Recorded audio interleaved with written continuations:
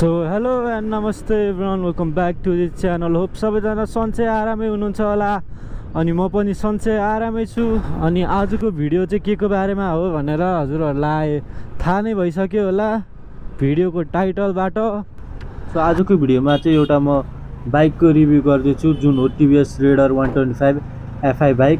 तपाईँले चाहिँ यो बाइक टिभिएस सोरुम सल्लाहकारी आरडी अटो ग्रुपमा पाउन सक्नुहुन्छ।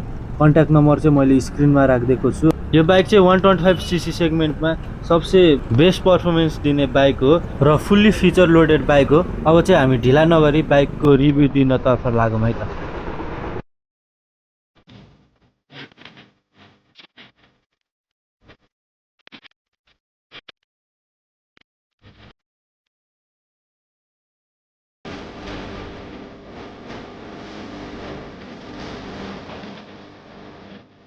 यो बाइकमा चाहिँ तपाईँहरूले air and oil cool single cylinder 124cc को इन्जिन पाउन सक्नुहुन्छ।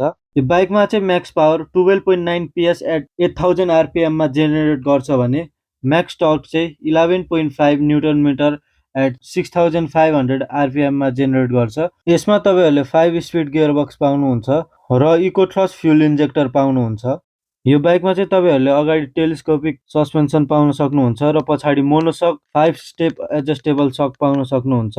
ब्याट्री चाहिँ 12 भोल्टको रहेको छ र तपाईँले अगाडि एलइडी हेडलाइट पाउन सक्नुहुन्छ र पछाडि पनि तपाईँले एलइडी टेल लाइट पाउन सक्नुहुन्छ। यो बाइकको अगाडिको टायरको साइज चाहिँ 80/100/17 को ट्युबलेस टायर हो भने पछाडिको टायरको साइज चाहिँ 190/17 को ट्युबलेस टायर हो। अगाडि चाहिँ 240 mm को डिस्क ब्रेक युज भएको छ भने पछाडि चाहिँ 130 mm को ड्रम ब्रेक युज भएको छ। यो बाइकमा चाहिँ 10 लिटरको फ्युल क्यापेसिटी रहेको छ भने ग्राउन्ड क्लियरेन्स 181 mm को रहेको छ र यो बाइकमा तपाईँहरूले दुईटा कलर अप्सन पाउन सक्नुहुन्छ, ब्ल्याक र रेड। तपाईँहरूले यो बाइकमा USB चार्जिङ पोर्ट पनि पाउनुहुन्छ।